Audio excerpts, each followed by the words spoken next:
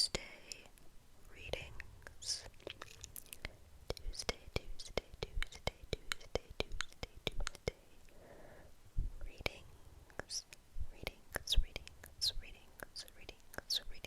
readings.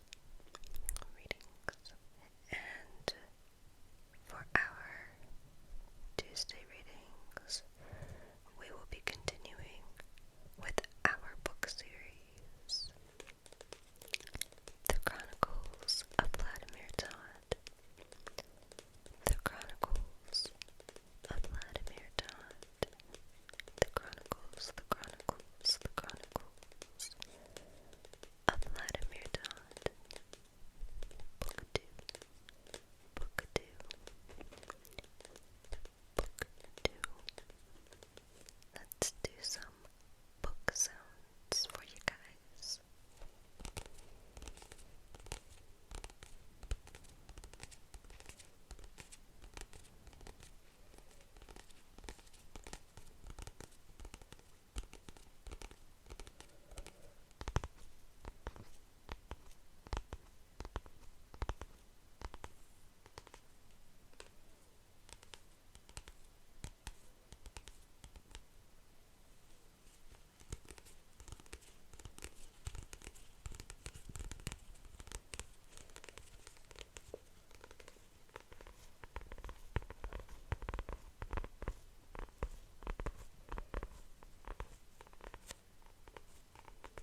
Alrighty, we're going to get started with our reading.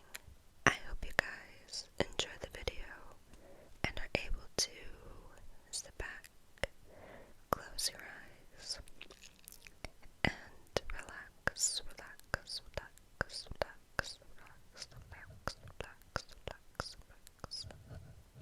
Chapter 10, Siberia. After 26 hours on various planes that took Vlad from Stokerton to New York, then Paris, and after that, Moscow, Vlad was about as exhausted as a person could get. Everyone in the world seemed to be traveling with him and Otis, as each airport had been exceedingly obnoxiously busy. On each plane, Vlad had tried to nap, but apparently flight attendants are part bloodhound and can sniff a sleeping person from a mile away.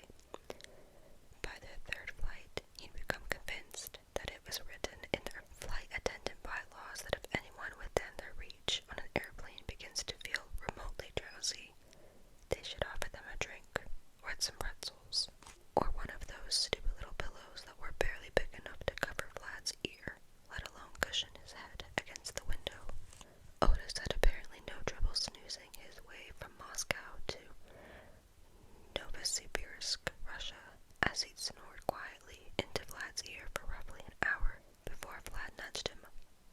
Otis snorted and turned his head the other way, content to snore in the direction of the angry-looking woman across the aisle. Vlad watched out the window but couldn't see anything but clouds.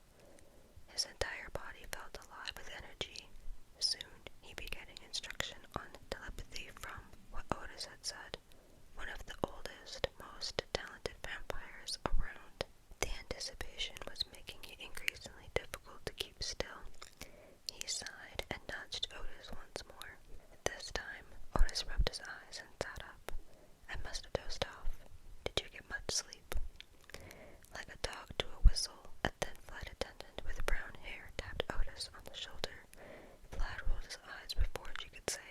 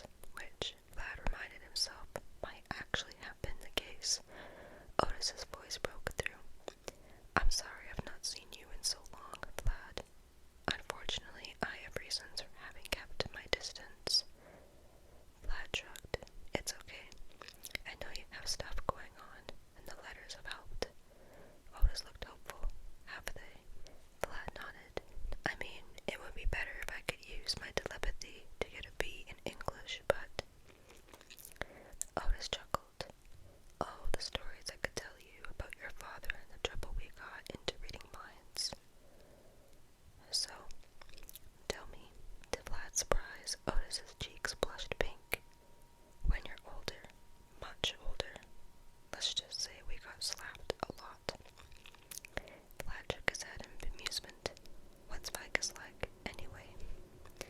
He's kind, warm, friendly, but stubborn. Otis smiled and shook his head. Incredibly stubborn, and very talented. The finest teacher I've ever known. Vlad nibbled on his bottom lip for a second. Do you think you'll like me? Otis met his gaze while smiling, with smiling eyes. Vladimir, I do believe it would be impossible for Vicus not to like you. He adored Thomas, and you're very much like your father. Vlad sighed happily and settled back in his seat. He wanted to ask his uncle about what it was like to live among other vampires and other things, like why he couldn't read the bravest passages in the Encyclopedia Vampirica, and why Otis hadn't mentioned the reality of vampire slayers before. But the proximity of the other passengers made him a little uncomfortable when it came to talking openly about who and what he was. He lay back and watched the gray clouds rush by beneath them. To his surprise, Otis shook him from unexpected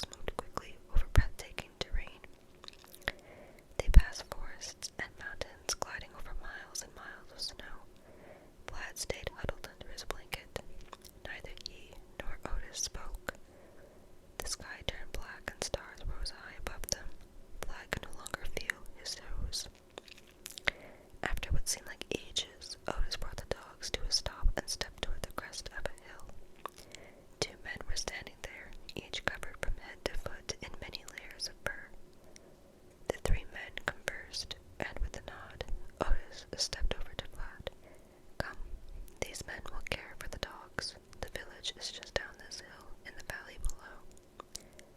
When will I meet your friend? Vlad strained to remember the name Otis had mentioned briefly in his letter. Vicus. The corner of Otis's mouth rose in a smirk, and his eyes moved to something behind Vlad. You're about to. And with a somewhat nervous breath, Vlad turned and looked behind him. A tall, broad-shouldered man approached from the edge of the forest. He wore a long gray and white fur coat and tall black boots. His wavy brown hair fell past his collar. The man smiled at Vlad, and his ice-blue eyes twinkled. Otis stepped forward and embraced the man. Vicus, it's good to see you again, old friend. Vicus squeezed Otis in a hug before patting him solidly on the back. It is always a pleasure to see you, my friend. His eyes returned to Vlad. So this is Thomas's son. For a moment, Vlad thought he saw within his gaze an eager glint. Removing his leather gloves, Vicus took Vlad's hand in his and shook. His grip was rough, his skin cool. It will be a great honor to teach you. Thomas is my dearest friend. Next to Otis, of course. Vlad smiled in relief. He'd half expected Vicus to look down his nose at him for only being half vampire. But he could tell by Vicus's eyes that this was a kind soul, and that he cared very much for Vlad's father. It's nice to meet you. Otis says you're the oldest vampire he knows. Vicus smiled warmly. He speaks the truth, young one, but he forgets that I am also the best looking, most charming, and humble. You forgot humble. Otis was wearing a smirk. Vicus laughed and turned to Vlad. What is your name, boy? Vlad. Vicus nodded, his eyes suddenly troubled. A good Russian name. Vlad shrugged. Well, it's actually Vladimir. Still, a good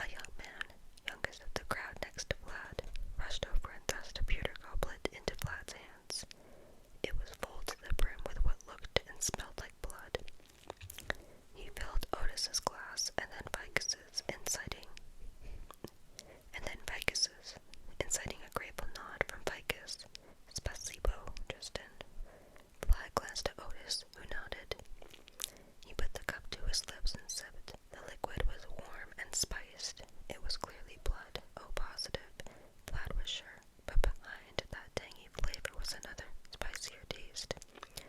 Herbs came to mind, the ginger or maybe curry. Otis wasn't drinking. Instead, he was staring into his goblet as if he would find the words to tell Vicus that their friend, Vlad's father, was dead. When he looked up, it seemed he lost his courage. I'm grateful you've agreed to instruct the boy, Vicus. It means worlds to both of us. I know Thomas would be bursting with gratitude if he were here to see it. It is my honor to teach the boy, as I taught both his father and his uncle the ways of Elysia. Vicus smiled and emptied his goblet.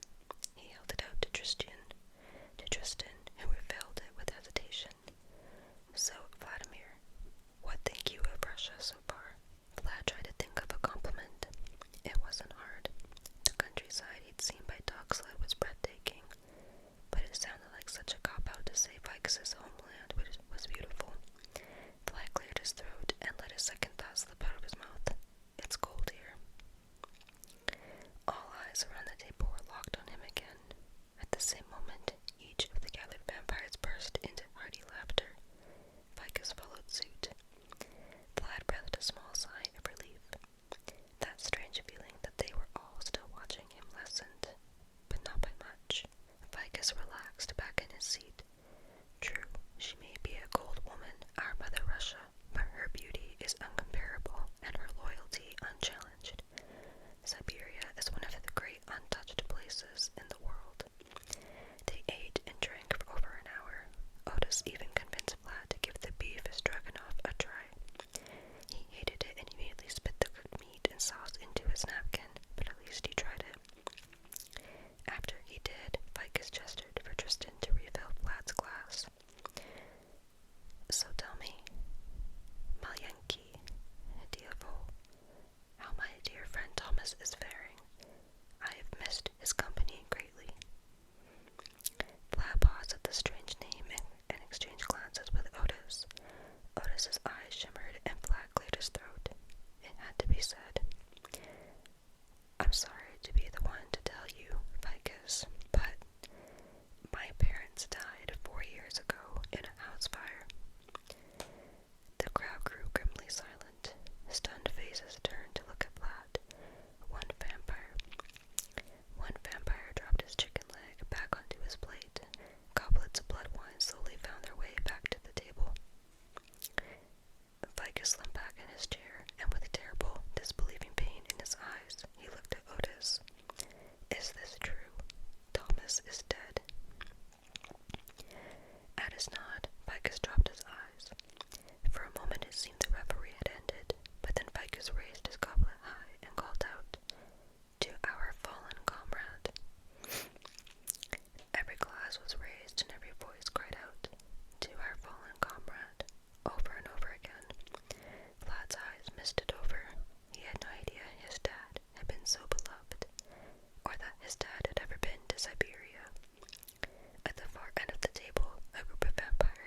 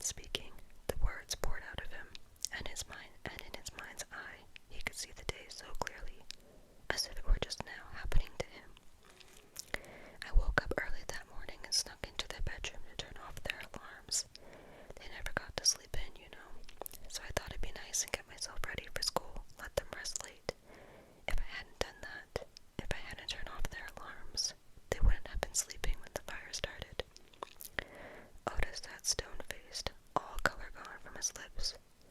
Ficus gestured to Vlad's glass, and Vlad drank. Were you there when it began? No. I was at school. The office sent a girl down to get me. I asked her if I was in trouble.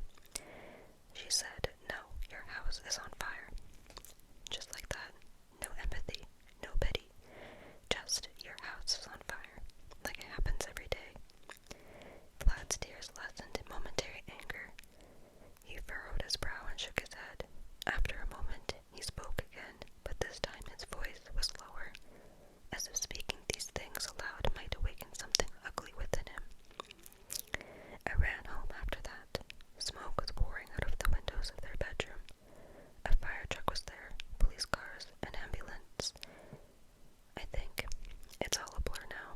I ran past them all just to get upstairs. I had to find Mom and Dad, make sure they were okay. But when I reached the bedroom, Vlad burst into tears. He didn't fight them, couldn't fight them. His Mom and Dad were dead. Dead and gone and never, ever coming back. Worse yet, he didn't know for certain if it was an accident that took them or somebody's sick idea of justice. He wiped his eyes with his sleeve and continued, though his voice broke several times. They were on the bed, already gone, and when I saw them, I felt more alone than I'd ever felt. He looked to Otis, who had his face buried in his hands. It was the first time Vlad had revealed any details of the accident to anyone but Henry. I don't remember how exactly, but I ended up at Nellie's house, and I've been there ever since. Ficus sat quietly for a long time, and when his tears dried, he looked pointedly at Vlad. You are not alone, Vladimir. You are never alone in this world. You are a member of Elysia. And had Thomas a choice, he'd have raised you among your own kind. But these laws, they must be changed. Otis dried his eyes on a linen napkin, as if in desperate need of a subject change, something Vlad certainly didn't object to. Otis leaned forward with his elbows on the table. Have you heard anything from the Stokerton Council? Ficus shook his head slowly. Nothing but lies, my friend. They insist that you are a criminal. What did the council in London have to say about your plight? Otis's shoulders slumped some as he sighed. Only that upon confirmation from Stokerton I would be regarded as a fugitive, and they would be forced to take me into custody immediately to be charged with assisting in an attack on the Stokerton Council President, aiding and abetting a known fugitive, and revealing my true identity to 3 humans. The fugitive is Thomas. One of Ficus's eyebrow rose in a pointed arch. He did not look pleased. Otis released a sigh. They refuse to believe that he is dead. Vlad bit his bottom lip thoughtfully.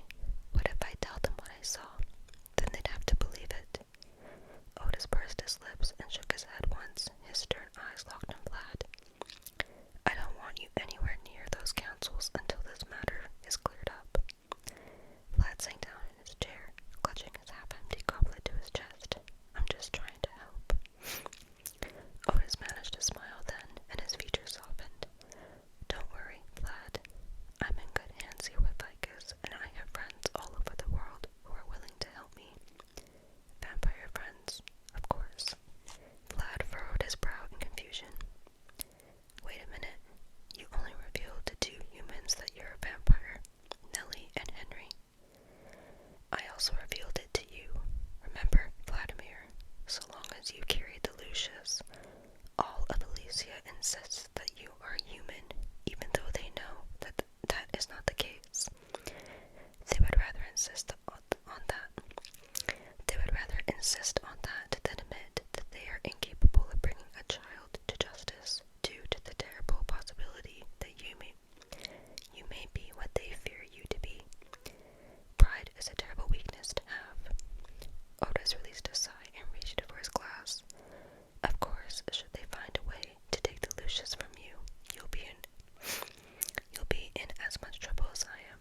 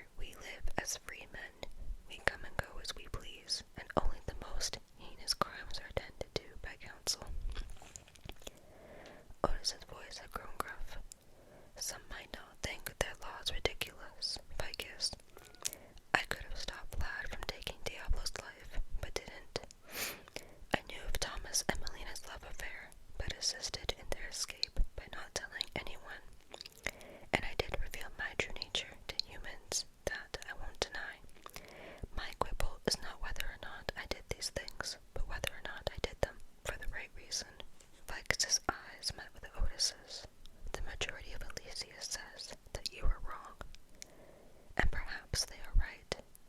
If I am, I will face justice. Otis nodded his possible fate, as if the torturous punishments Vlad had read about in the Encyclopedia of Vampirica were nothing at all to endure. Vlad stared in fascination. Vicus shook his head in disgust. You have a skewed view of the world, Otis. Thomas would never have wanted. Otis slammed his goblet on the table. Thomas died believing in those laws. He was the Stokerton Council Vice President, Vicus. Or have you forgotten? The room grew eerily silent then. Vlad squirmed in his seat. Otis closed his eyes briefly and opened them again, once more calm. He flashed Vlad an apologetic glance, without needing telepathy. Vlad could tell that his recollection of the day he'd found his parents dead had shaken Otis's nerves. Why else would he snap like that? After a moment, Vicus spoke. His voice was soft and calming. I have not forgotten, nor have I forgotten how deeply you questioned that choice when he made it. But we all make mistakes. Thomas chose to enforce unjust laws. I chose to judge you for your past actions in front of your nephew, and you have always supported your brother, even when he was wrong. There is no crime in that. However, you've also spilled your blood wine, and that, my friend, is a crime. The corner of his mouth rose in a smirk, and soon Otis's followed. Relieved that the sudden, strange tension had dissipated, Vlad cleared his throat. So there are 3 councils altogether. Otis sopped up the spilled blood wine with a rag and nodded his thanks to Tristan as his mug was refilled. 9, actually. Stokerton, London, Siberia, Beijing, Paris, Athens, Edinburgh, Mexico City, and Cairo. And so far, I'm wanted by all but London and Siberia. What happens if you get caught? Vlad was sure he didn't want to know the answer but felt obliged to ask. The Encyclopedia of Vampirica had listed several horrific punishments for vampires who broke the laws of Elysia, and he couldn't stomach the idea of Otis enduring any of them. As if Otis knew what he was thinking, he shook his head slowly. Vicus shook his head as well and gestured for Tristan to refill his glass. If you do not mind, I've had enough talk of death for the evening. Otis placed a hand on Vicus's shoulder and squeezed. They exchanged glances quietly, and it dawned on Vlad that they were likely carrying on a conversation he couldn't hear. After a moment, Vicus laughed warmly and looked back to Vlad. Did your father ever mention me, Vladimir? Vlad shook his head. His dad hadn't even mentioned that he had a brother, let alone that there was an entire world of vampires out there. It bugged Vlad. After all, what could he have gained by keeping Elysia a secret? Still, he reminded himself his dad had fled Elysia and had likely done so for what he considered to be very good reasons. He didn't really talk about his life before meeting Mom. Were you close?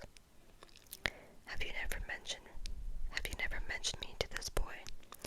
Vicus flashed an astounded glance at Otis, who stammered. Vicus looked back at Vlad with a bemused twinkle in his eye. Close, yes.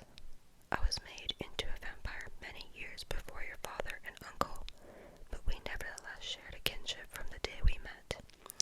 It was immediate, as if we'd been friends all along. The man who made Otis had also made Thomas.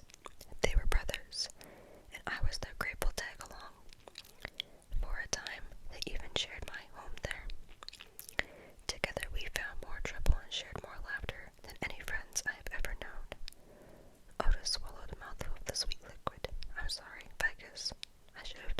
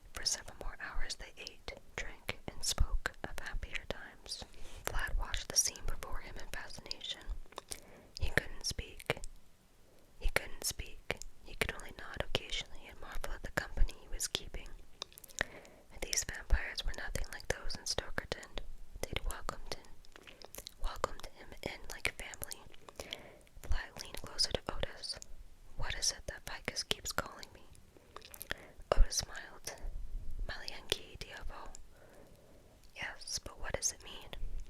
Otis and Vicus exchanged glances. Both broke into bemused laughter. Otis raised his glass to Vlad with a drunken grin. It means little devil. After another bout of laughter, Vicus and Otis engaged in private conversation. They slipped easily from English to Russian and at one point into French. Vlad listened but didn't bother trying to figure out what they were saying. He couldn't help but wonder exactly why Vicus had given him such a weird nickname. But at the moment, he didn't feel like pressing the issue. Otis and Vicus were clearly enjoying their reunion, and he didn't really feel like distracting them from that. He reached out for his cup, his sleeve pulling up and revealing his mark. A thin, rather grave vampire across the table nodded to Vlad and smiled approvingly at the tattoo on Vlad's wrist.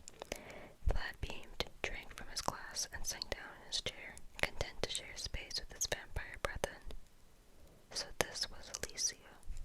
As the night wore on, the room slowly cleared until only Vlad, Vicus, and Otis remained.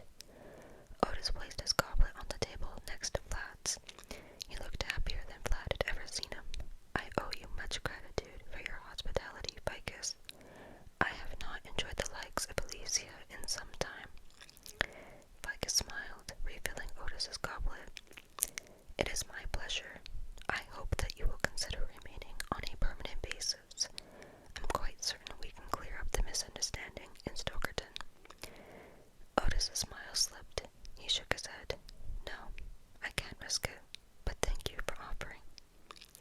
Vlad stretched. Before he could form the words "I'm tired" on his lips, Vicus said, Rest now. Malienki Deovo. Tomorrow we honor your father's memory, and the next day we begin lessons on mind control and the finer points of telepathy.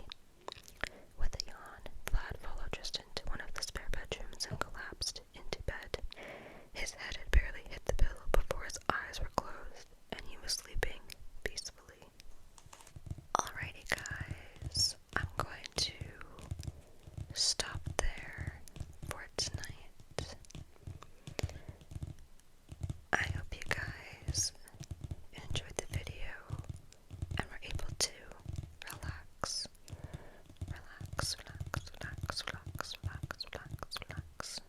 to the video.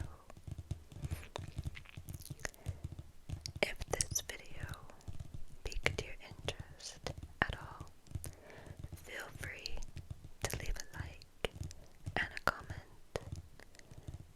I hope you guys have a good night. Have a good night.